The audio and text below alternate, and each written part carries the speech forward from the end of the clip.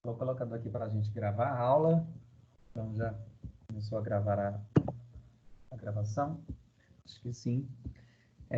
Então, nossa aula de hoje é a terceira aula de atualidades do segundo bimestre de 2020.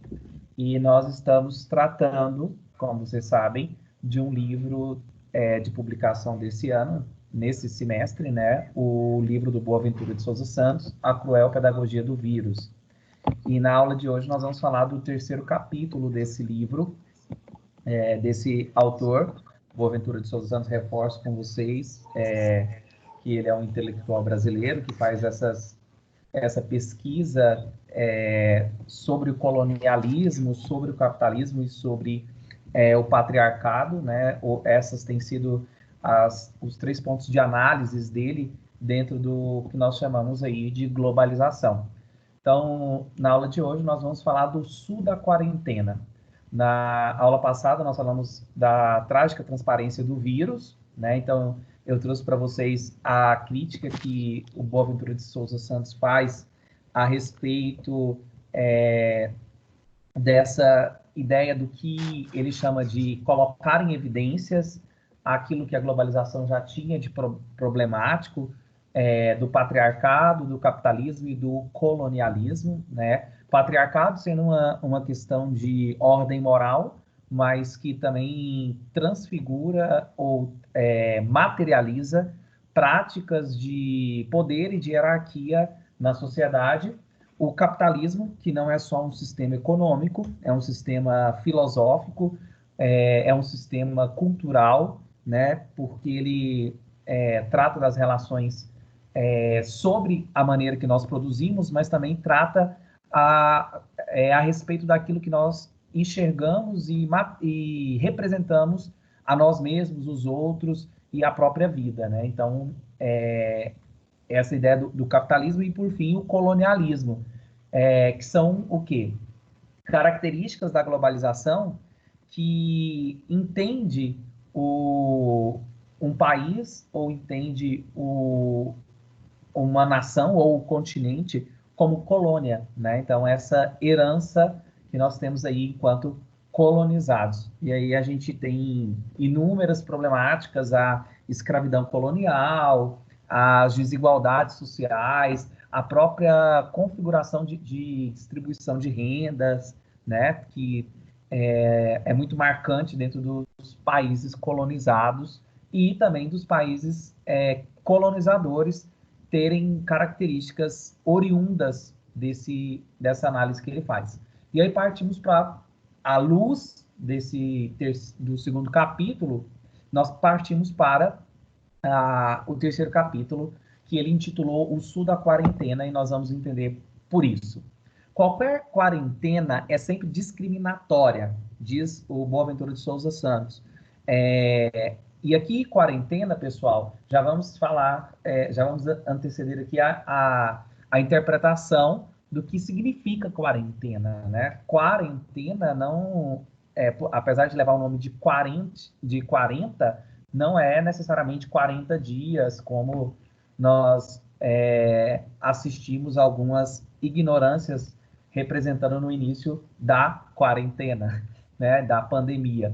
Então, quarentena é o período é um período que já até, inclusive, excedeu aos 40 dias, mas é o período de observação, de distanciamento, né, que há para análise dos sintomas, né, do surgimento dos sintomas e também do desaparecimento deles.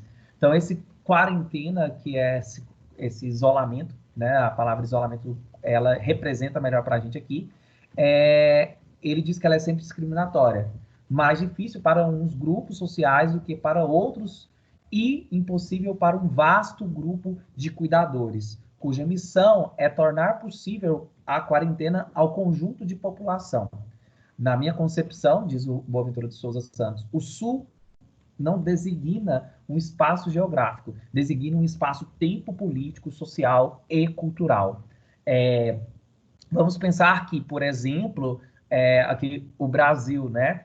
O Sul, ele é demasiadamente privilegiado, historicamente construído, do que o norte, o nordeste e até mesmo o centro-oeste, na região em que nós nos encontramos. Então, quando Boaventura de Souza Santos ele representa o sul aqui, vamos entender como uma metáfora, tá? Ele está dizendo que não é uma designação necessariamente de espaço-tempo, aliás, é de espaço geográfico, mas sim espaço-tempo político que nós estamos tratando. Nós já havíamos falado disso nas nossas aulas de atualidades anteriormente, e aí eu reforço essa noção de que a quarentena ela não tem acontecido da mesma maneira para todos, né? Eu tenho que colocar aqui aquilo que há de evidência sobre o capitalismo, que nós já tratávamos disso quando falamos da ideia por uma nova globalização,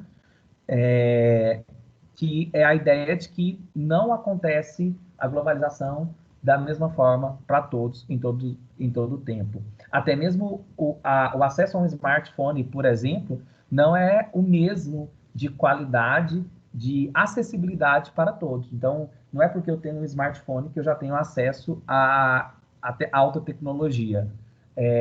Sabemos muito bem que há não é democrático, né, isso. Então, assim, por mais que a família tenha um acesso a um smartphone, ele não é da mesma qualidade. E aí eu estou falando de acesso a, né, sem contar aqueles que não possuem o acesso, e é isso que o Boaventura de Souza Santos vem dizer, né? A ideia de que ela não está... A quarentena, ela é discriminatória, sempre discriminatória.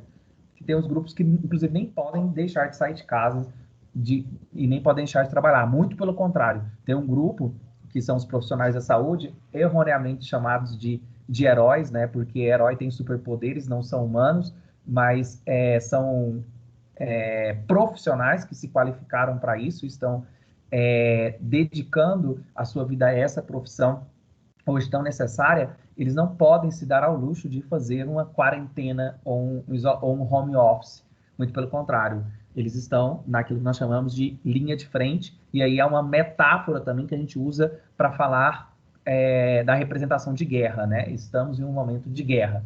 Então, o sul da quarentena é a metáfora do sofrimento humano injusto, causado pela exploração capitalista, pela discriminação racial e pela discriminação sexual.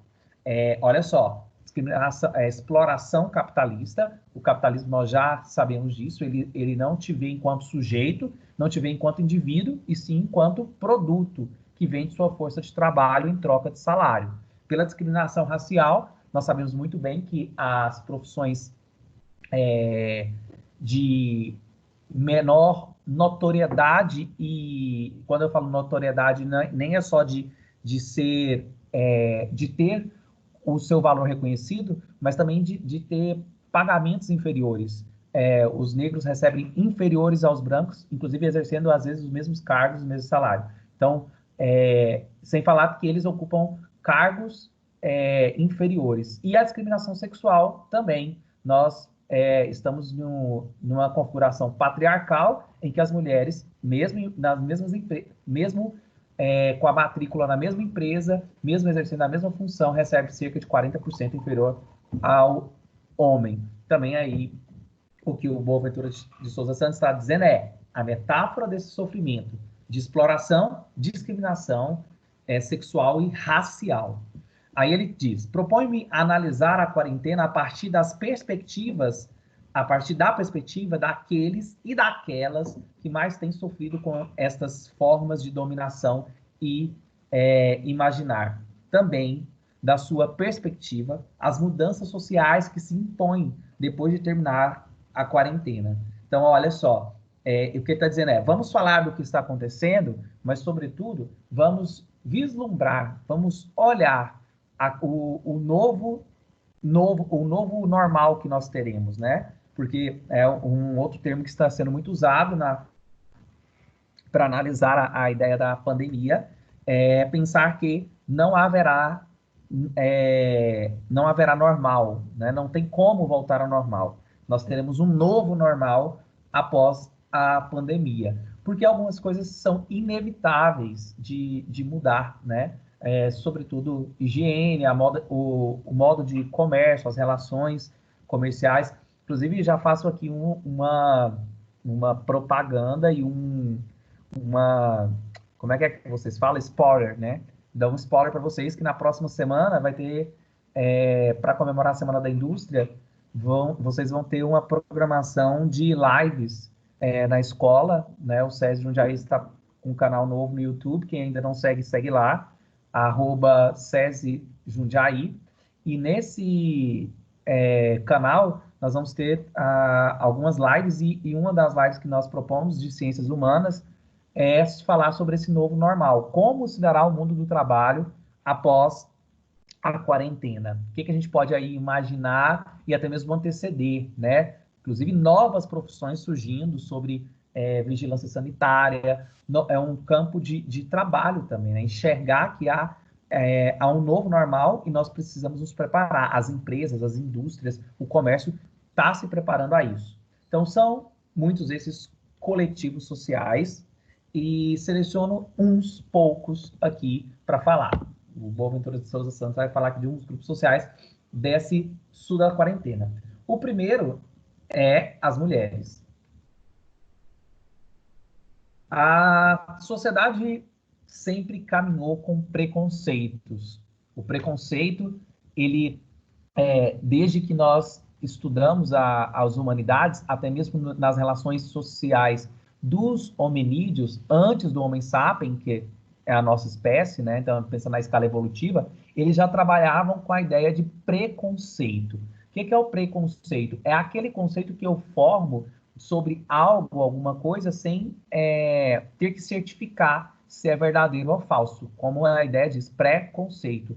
Então, o preconceito, por exemplo, de que o outro grupo queria tomar a minha terra, tomar a minha água, fazia com que eu combatesse. Lá, estou falando aí da ideia como aqui de uma perspectiva dos hominídeos, né? Então, os hominídeos, eles tinham um preconceito de que aquela outra espécie poderia atacá-lo. E aí começa a vencer a lei do mais forte.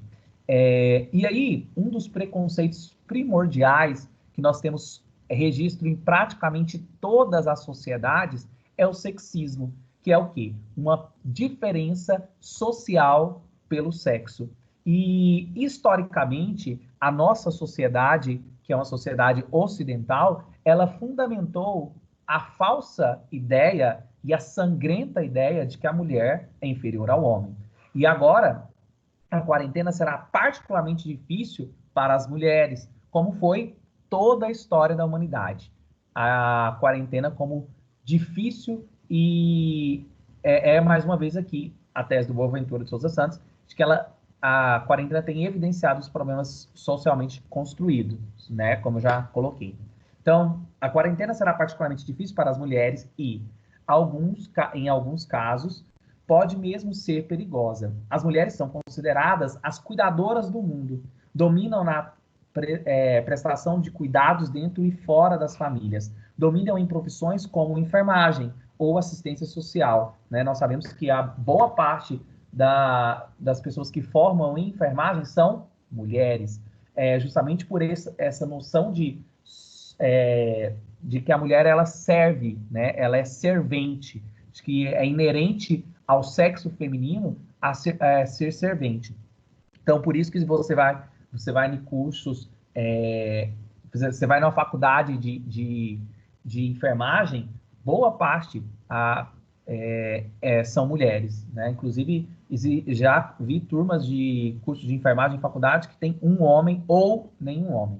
E assistência social. Então, elas dominam essas profissões, como sabemos, que estão na linha de frente da prestação de cuidados com os doentes, idosos, dentro e fora das instituições. Não se podem defender com uma quarentena, não se podem defender com uma quarentena para poderem garantir a quarentena de outros. São elas também que continuam a ter o seu cargo exclusiva ou maioritariamente o cuidado das famílias. E aí, aqui a professora Renata, inclusive, selecionou essas notícias agora, né, atuais, essas manchetes, desculpa, porque não traz a informação total, né, da manchete, mas olha só, neste destaque da ONU News, apresentado por Ana Paula Loureiro, secretário-geral, divulga mensagens sobre as consequências socioeconômicas arrasadoras do Covid-19 para mulheres e meninas. Chefe dos direitos humanos destaca desafio colossal, né, como ele chamou, e a crise alimentar no Zimbábue pode piorar ainda mais com a chegada da Covid-19. Então, assim, se as mulheres estão em uma condição socioeconômica inferior e a crise, a pandemia, né, da Covid-19 acentua a crise econômica, logo as mulheres serão ainda mais afetadas no que ele chamou de desafio colossal. São Paulo, notícia de São Paulo. Violência contra mulheres aumenta 44,9% durante a pandemia. Mulheres enfrentam dificuldades para prestar queixa, alerta FBSP. Que é aqui, pessoal, inclusive está rolando uma campanha na internet, no hashtag Não Fique Calada, que para oferecer online ajuda para conseguir fazer a denúncia.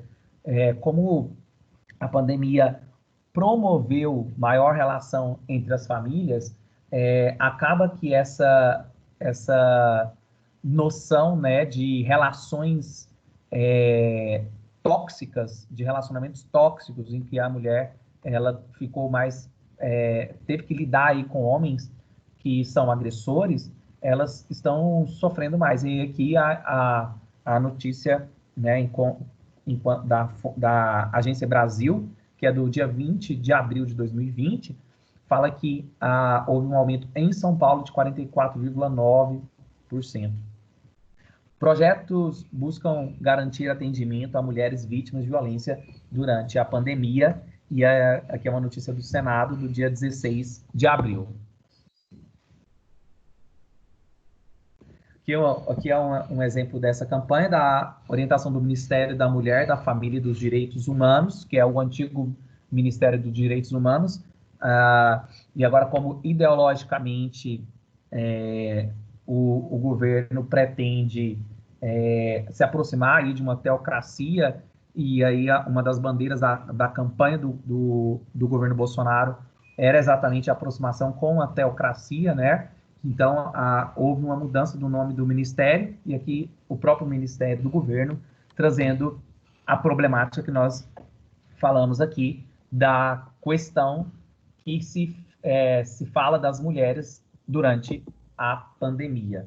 E aí a campanha ela reforça a ideia dos dois canais de atendimento, né? O Disque Direitos Humanos, que atende quanto à ideia de violências gerais aos direitos humanos, né? Inclusive homofobia, transfobia, é o mesmo canal, Disque 100, e a central de atendimento especificamente às mulheres, que é o 180.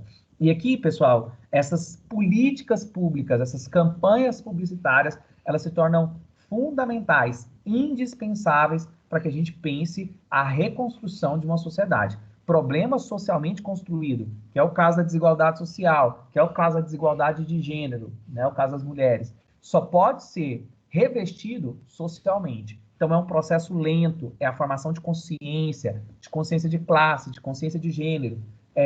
E, para isso, essas orientações do Ministério da Mulher, da Saúde e dos Direitos Humanos é indispensável nesse momento e depois. Não haverá futuro feminino se, em meio à crise humanitária, as mulheres forem menosprezadas. Dreams Old. As mulheres. Ainda falando das mulheres, a quarentena será particularmente difícil para as mulheres. Esse aqui já foi o slide, foi só uma cópia.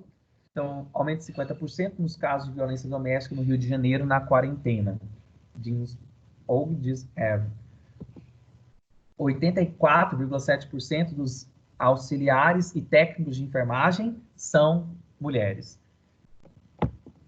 Os dados do perfil de enfermagem do Conselho da Federação de Enfermagens e Fundação Oswaldo Cruz, que reforça aquilo que eu já havia dito na minha percepção empírica de ver que nos cursos de enfermagem a maioria são mulheres.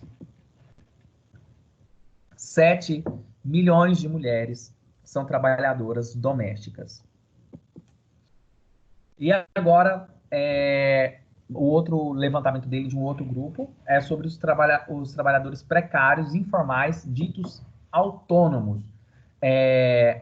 A ideia de trabalhadores de aplicativos é também uma novidade dentro do capitalismo, na sua nomenclatura, mas ela não desnuda aquilo que nós já sabemos sobre o que é o trabalhador para o capitalismo. Muito pelo contrário, essa forma de configuração dos trabalhadores ditos autônomos, porque autônomo é aquele que pode decidir por si, né? Então, tem-se a falsa ilusão dentro da ideia do autônomo aqui, dos trabalhadores de entregas e da ideia dos trabalhadores por aplicativo, Uber, iFood, né? Agora a própria Uber também tem um aplicativo de entrega de comidas e de qualquer outra coisa que você queira comprar, né? Tem esse serviço de entrega que custa baratinho, né? É uma característica boa para o consumidor, mas que quase nada fica com o trabalhador. E outra, eles não gozam, eles não têm o privilégio de direitos trabalhistas, né? Por isso a ideia da maior acentuação, né? Tipo, há uma acentuação da precariedade do trabalhador, algo que não é novidade para nós, desde toda a configuração do capitalismo. Nós sabemos que as condições de trabalho, elas são colocadas aí como devastadoras da saúde da pessoa humana dentro da relação de trabalho. O que nós temos aí de direitos trabalhistas foi conseguido a sangue, né, pela história da humanidade, a Revolução Industrial e tudo que nós temos de história do conflito de classes, né, entre trabalhador e a própria configuração das relações de trabalho no capital. Então, depois da quarentena, anos de ataque aos direitos dos trabalhadores em todo o mundo por parte das políticas neoliberais, este grupo de trabalhadores e globalmente dominante, ainda que sejam muito significativas as diferenças de países para países, o que significará a quarentena para estes trabalhadores que tendem a ser os mais rapidamente despedidos sempre que há uma crise econômica. Então, o que vai ser desses trabalhadores informais autônomos? E aí, quando eu falo informais, também entra profissionais da beleza, né? Barbeiros, entra pequenos produtores que vendem em feiras, e aí que eles sempre estão aí, nesses trabalhadores, eles geralmente, esses pequenos produtores, pequenos comerciantes, inclusive, que aí é uma grande ilusão que o capitalismo traz, né? Que o pequeno comerciante se acha capitalista. O pequeno comerciante, ele não é dono dos meios de produção. Ele também faz parte da classe de proletário, porque ele trabalha exclusivamente para pagar impostos que são, brasileiramente falando, altíssimos, um dos maiores impostos do mundo, trabalha para pagar impostos e para custear a própria relação ali de trabalho. Muitas vezes, e eu vi isso numa transparência agora dos microempreendedores individuais, que eles são microempresários no nome, mas de fato recebem salários variáveis, mas na linha assim, numa faixa, né, salarial de trabalhadores da indústria, de trabalhadores salariados, né? Então, volto a dizer, é uma falsa ilusão. Pequenos comerciantes, pequenos produtores não são capitalistas, não são donos dos meios de produção. Eles apenas exercem um tipo de relação profissional que dá a ilusão de autonomia, que é o que nós estamos falando aqui, o Boaventura de Souza Santos nos traz. Então, o que significa a quarentena para trabalhadores que ganham dia a dia para viver dia a dia? Que é o que eu acabei de dizer, vendi ontem para pagar as contas de hoje. Arriscarão desobedecer a quarentena para dar de comer à sua família? Essa questão aqui, pessoal, mais atual não tem, né? Se nós ligarmos o jornal, os telejornais, constantemente, rotineiramente, essa é a notícia. A ideia da classe trabalhadora, os pequenos comerciantes, está em um conflito muito grande, né, com o próprio Estado. Nós pegamos agora, como exemplo aqui específico, o Estado de Goiás. O nosso governador, médico, porém, faz parte de um partido que historicamente representou a classe empresarial. E aí nós temos um conflito, um paradoxo, né? O interesse empresarial e a noção de um médico que tem as condições suficientes e, inclusive, defendeu isso abertamente nas entrevistas que ele tem dado, nosso governador, o Ronaldo Caiado, sobre a importância do isolamento social nesse momento, inclusive como o único recurso que nós temos. O nosso presidente, o presidente da FIEG, inclusive do nosso presidente SESI, Senai, tem falado aí da urgente necessidade dessa classe se unir para conseguir pensar em como nós vamos configurar essas relações de trabalho, né, pensando em higienização constante e também pensando nas possibilidades de conseguir os trabalhos home office. Então, a FIEG, né, a Federação das Indústrias do Estado de Goiás, tem se reunido constantemente. Vocês podem acompanhar no nosso site do SESI e também no site da FIEG como que tem se dado esse trabalho da classe empresarial para pensar aí como que vão fazer para conseguir movimentar o mercado produtivo e ainda a proteção de vida. O que nós não podemos continuar é com um debate como se uma coisa fosse oposta à outra, né? Economia e proteção da vida, elas não são opostas, é um antagonismo, é um paradoxo que a gente precisa conviver. Tanto economia mata, quanto também o vírus mata, né? Então não quer dizer que um seja mais importante que o outro, ou que um tenha interesse diferente do outro, porque economia também significa vida. E o Boaventura de Souza Santos continua, após ele questionar, sobre a ideia de se irão arriscar, né? Eu vejo aí nas ruas da nossa cidade o quanto esses trabalhadores informais estão arriscando sim, colocando máscara, continuando vendendo no semáforo, fazendo uma rede. Eu mesmo estou fazendo parte de um grupo de WhatsApp feito de professores e intelectuais da cidade, que nós temos pegado o contato de pequenos produtores, pequenos feirantes e compartilhado, né? Até tem um Instagram que a equipe montou para divulgar esses trabalhadores, vendedores de ovos, vendedores de galinha caipira, vendedores de verdura, de fruta, que não estão podendo fazer as feiras, diminuiu aí essa demanda, né? E aí a gente tem divulgado o trabalho deles para que eles estão fazendo entregas atendendo os pedidos pelo WhatsApp e fazendo essas entregas. Então, diminuir esse risco, né? Dado que não dá para zerar o risco quando se fala de um vírus tão letal quanto o vírus do coronavírus, ou o vírus coronavírus, né? Que provoca a Covid-19.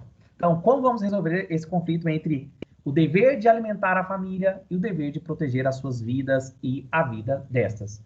Morrer de vírus ou morrer de fome? Eis a opção, né? Como eu coloquei para vocês. Tem sido colocada essa opção, mas é preciso entender que há que se ampliar, há que se relativizar criticamente essa relação aí entre vida ou economia. Como eu coloquei para vocês, economia é vida. E aí, Essa foto aqui representa o que nós estamos passando também no Brasil. Os trabalhadores informais se cadastraram para receber um auxílio que o Congresso Nacional pressionou o governo federal a dar, né? O auxílio de R$ 600, e agora ontem o governo pediu para recuar, eles estão querendo diminuir de 600 para R$ 200.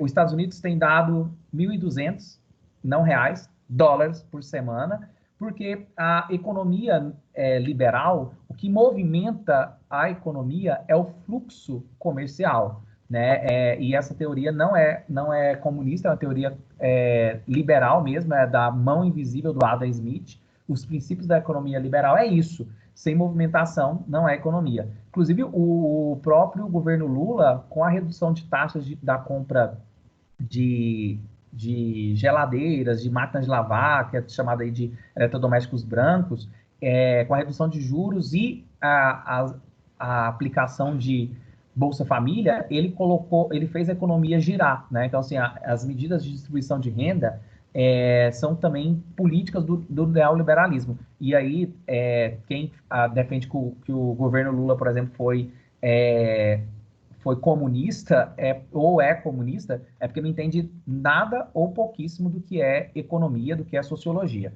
Não tem nada a ver, muito pelo contrário.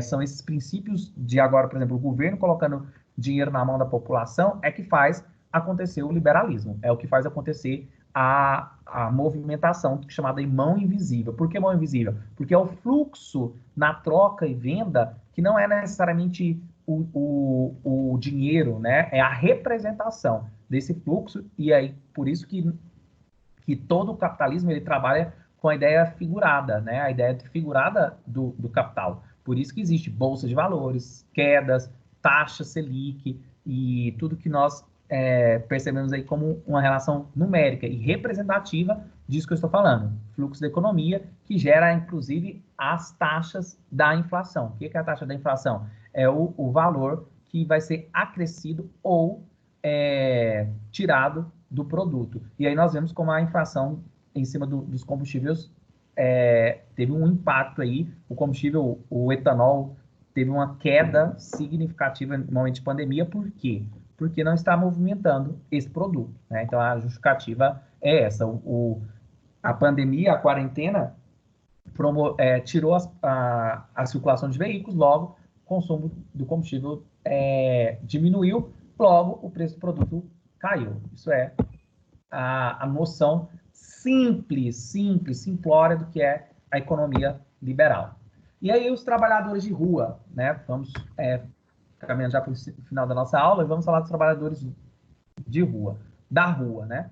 São um grupo específico dos trabalhadores precários, os vendedores ambulantes para quem o negócio, né, entre aspas, isto é, a subsistência depende exclusivamente da rua, de quem nela passa e da sua decisão, sempre imprevisível para o vendedor de parar e comprar alguma coisa.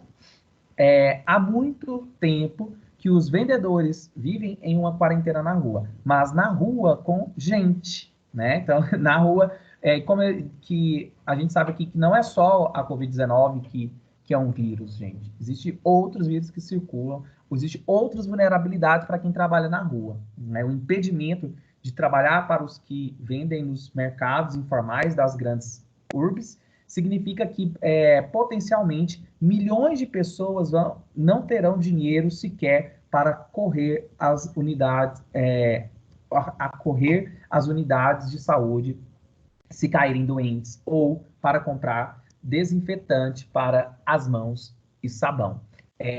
Aí aqui eu lembro da cidade do Rio de Janeiro, que em plena pandemia está passando por uma crise hídrica, né? Falta de água, básico aí para manter a sanitariedade nesse momento de pandemia. Quem tem fome não pode ter a veleidade de comprar sabão e água a preço que começam a sofrer o peso da especulação. A especulação aqui, quanto mais procurado o produto, a lei da especulação, né? Olha, por exemplo, o álcool em gel subiu de valor, aumentou a produção. Inclusive aqui em Anápolis a gente teve uma empresa que fazia cosméticos que passou a fazer álcool em gel, né? Toda a fábrica mudou de produto para atender a demanda e, sobretudo, a especulação. Em outros contextos, os uberizados da economia informal que entregam comida e encomendas ao domicílio. São eles que garantem a quarentena de muitos, mas para isso não se podem proteger com ela. O seu negócio, né, mais uma vez entre aspas, vai aumentar tanto quanto o risco. Aqui a foto da 25 de março, uma das ruas mais movimentadas de comércio do Brasil, né? Fica no centro de São Paulo, a rua 25 de março, que tem o maior comércio de rua do país. E para representar para vocês como é vulnerável a condição desses trabalhadores. E aqui dos trabalhadores de entrega também, né? Uma charge aí representando aquilo que eu falei para vocês da condição. E nós precisamos muito falar sobre esses trabalhadores, porque o capitalismo ele caminha cada vez mais para nos colocar enquanto produto, e os trabalhadores de entrega, né, dos iFoods aí, e dos iFoods, da entrega de comida, eles estão nessa condição de serem tirados os direitos trabalhistas deles. Não tem, né? Inclusive, houve uma movimentação da própria empresa, do iFood, aí, de dar um auxílio para aqueles que precisavam, o governo também dando esse auxílio de R$600, mas não é suficiente, pessoal, porque nós não podemos esquecer que vai acabar a pandemia e esses trabalhadores vão continuar sem férias, sem 13º, sem descanso semanal remunerado, que são questões básicas aí do trabalhador. E aí, a ideia de que eles são informais, né? Tá? A ideia do trabalhador informal. Primeiro, ele não é ele não é empregado de ninguém, que essa é a questão, né? Ele não é empregado do restaurante, ele não é empregado de quem encomenda, ele não é empregado da empresa de entrega, que é o que fez a ponte aí, né? Ele aluga a bicicleta que trabalha. Inclusive, eu vi a ideia disso. Tem algumas empresas de entrega que alugam para ele a bicicleta ou a moto, tipo, para ele, e aí ele tem parte do que ele recebe vai ficar desse aluguel. Essa própria mochila que eles carregam, né, ela também não é... Muitos não são donos dela. Ele tem que fazer tantas corridas para ter direito que fique para ele essa mochila. Então, a noção aí de como o sujeito ele vai se reduzindo, e nada tem e nada é. E ninguém tem compromisso com ele. Se acontece um acidente, por exemplo, né? Ele não tem as férias, como já coloquei, não tem folga final de semana, ele não tem plano de saúde e ele não vai se aposentar. Coisas que nós, trabalhadores da indústria, gozamos bastante, né, dos direitos trabalhistas. A indústria goiana é muito, muito fiel a isso, né? Vocês que têm pais na indústria sabem disso. Dar acesso a plano de saúde, dar acesso a descanso semanal remunerado. Alguns têm, inclusive, ajuda de cartão alimentação ou cesta básica. Temos algumas indústrias aqui no DAIA que tem, inclusive, creche para os filhos. O próprio SESI, né? Nós do SESI somos o benefício dos trabalhadores da indústria. E aí a gente pensar nesse tipo de trabalhador de rua reconhecer o quanto eles não gozam de direitos. Isso é um problema sem igual. E aí, os sem-abrigos ou população de rua.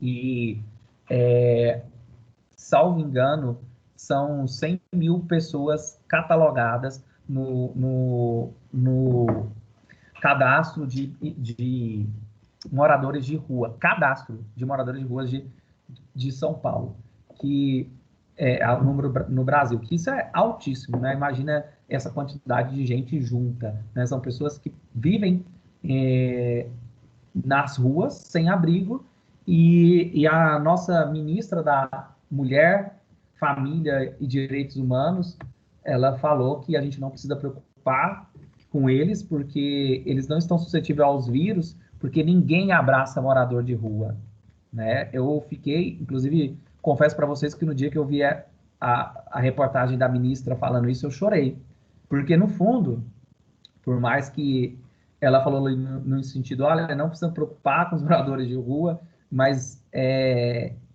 doloroso, né? Pensar que a gente tem assumido que ninguém, de fato, se importa com eles, ninguém abraça eles, né? E hoje, inclusive, é o dia do abraço, pessoal. Um dia do abraço muito diferente, né? Que a gente não pode se abraçar fisicamente, mas um abraço que é tão significativo, que a gente sente o carinho das pessoas e, realmente, os moradores de rua, a ministra estava certa, ninguém abraça. Como será a quarentena de quem não tem casa? Os sem-abrigos, que passam as noites nos viadutos, nas estações de metrô ou de comboio abandonadas nos túneis de água fluviais ou túneis de esgoto em tantas cidades do mundo. Não sei se vocês já tiveram a experiência de ir em São Paulo, mas São Paulo, você vira para a direita, vira para a esquerda, ou olha para qualquer lado que você olha, você vai ver moradores de rua na parte urbana ali. Claro, tem partes que eles higienizam, né? Eles limpam esses moradores de rua. Inclusive, existem instituições que ficam recolhendo e levando para albergues essas pessoas para tirá-las das ruas, mas é uma realidade que nós aqui no Centro-Oeste pouco conhecemos, pouco vemos, né, isso, mas uma condição da pessoa humana que não pode ser negada e é fato, tá? O Boaventura de Souza Santos continua. Nos Estados Unidos, chamamos-lhes os túnel PUP, né? Túnel de pessoas. Como será a quarentena nos túneis? Não terão passado toda a vida sem quarentena? Em quarentena? Sentir-se-ão mais livres do que aqueles que agora são obrigados a viver em casa? Serão na quarentena será a quarentena uma forma de justiça social? O problema aqui é o miserável vírus. Olha só, a charge aqui nos representando é exatamente isso, né? Nosso problema aqui dentro de casa, no nosso conforto quentinho ou friinho no ar-condicionado, como para muitos, imagina lá fora. E aí os moradores das periferias pobres das cidades, favelas, que é outra questão também, né? Os caniços urbanos aí, nós temos partes, eu vou passar porque nós temos que encerrar a aula, eu vou deixar para vocês o slide para leitura desse restante do texto aqui, mas lembrar aí, pessoal, daquilo que periferia, né? Aquilo que nós chamamos de margem. Margem é o que fica na beirada da folha, né? Porque margem é o que fica, a margem da sociedade é onde fica as periferias, os bairros pobres e os moradores das periferias mais pobres das cidades, favelas, por exemplo, do Rio de Janeiro. Tem um grupo atuante nas favelas do Rio de Janeiro, recolhendo comida, ajudando a higienização, mas tem condições de pessoas dentro das favelas no Rio lá, que moram 10 pessoas em um barraco pequeno, dormem 10 pessoas num quarto único, então são muito mais suscetíveis ao vírus do que a gente, que não está nessa condição de favelados. Os deficientes também são impossibilitados pela própria condição física, de mobilidades, né? E agora, nessa quarentena, permanecem nisso e acentua novamente isso. Os idosos, como a gente sabe, os idosos, eles são mais frágeis ao vírus, são mais vulneráveis, e também eles não estão historicamente construídos aí, a gente não pensa aí numa velhice segura, né? Há muitas famílias que, por terem que ir para o mercado de trabalho, que terem que continuar a rotina, não podem dedicar o tempo necessário, suficiente, de atenção à pessoa idosa, para os cuidados físicos e também a atenção psicológica. A depressão na idade avançada, ela tem acentuado muito, porque é um momento em que a pessoa viveu e aí chega no final da vida, né? Reconhece que está no final da vida e geralmente falta saúde, falta pela desigualdade para boa parte, falta inclusive condições econômicas e agora os idosos, falando aqui empiricamente, pessoalmente na minha experiência, minha avó mesmo tem passado bastante medo sobre o vírus. Eu acredito que os idosos que vocês conheçam também, que estão vendo aí que estão no mais alto nível de risco, né? Chamado grupo de risco. Pessoal, então vamos encerrar aqui a aula. Esse foi o terceiro capítulo, falando do sul da quarentena, né? E a gente falou aí, comentou desses grupos vulneráveis e é isso. Alguém quer colocar alguma questão, alguma dúvida, alguma reflexão, esclarecimento, alinhamento de entendimento? Por enquanto, nenhuma. Não, mas fala agora ou cale-se para sempre, porque a aula vai acabar. Né? Nada, pessoal? Alguém quer falar alguma coisa? Entenderam essa noção da vulnerabilidade? Conseguiram perceber os grupos vulneráveis? Tranquilo. Tranquilo? Sim, claro. Claro, claro. Então é isso. Mais uma vez, se cuidem. Um abraço para vocês.